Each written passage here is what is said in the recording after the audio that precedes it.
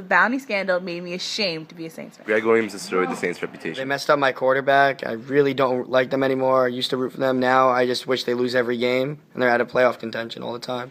I understand getting paid if you make a sack, that's tough, but getting paid if you take them out of the game, that's just terrible. Try to intentionally take out a player just so your team does better. It's called football, where you tackle each other and you sack each other. That's part of the game. You don't try to injure They people. should give back their Super Bowl trophy. The Saints need to be punished.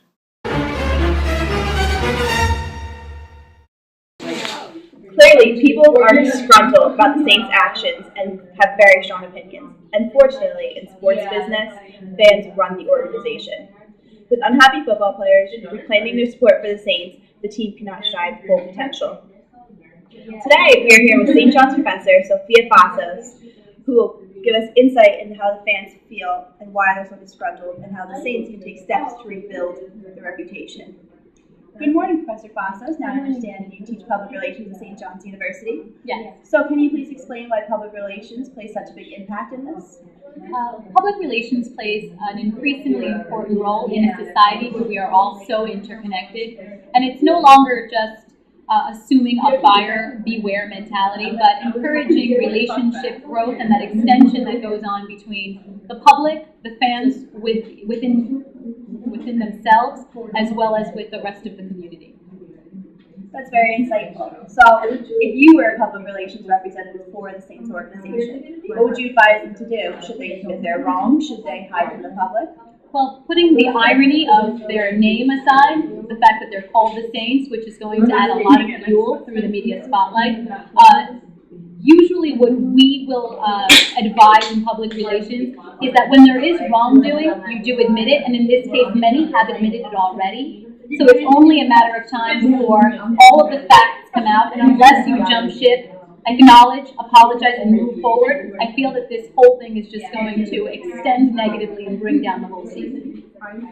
So, do you think that's why the fans feel so betrayed? Because I think they believe in the team, they want to do right and do the right things and play well by great standards. I'm thinking that would they're disgruntled and upset, and they feel betrayed, and they're doing all of that, they're feeling all of that for many reasons. One of which is the very idea of sportsmanship in this country. We hold a lot of those players very high regard. They're covered in the media all the time. And in many cases, these are the role models for our children. A lot of the people that fill those stadiums spend money every couple of weeks to bring their children out there. They buy jerseys. It's a whole religion almost in many cases. So when they do something unethical or immoral, it definitely puts a stigma on the whole organization.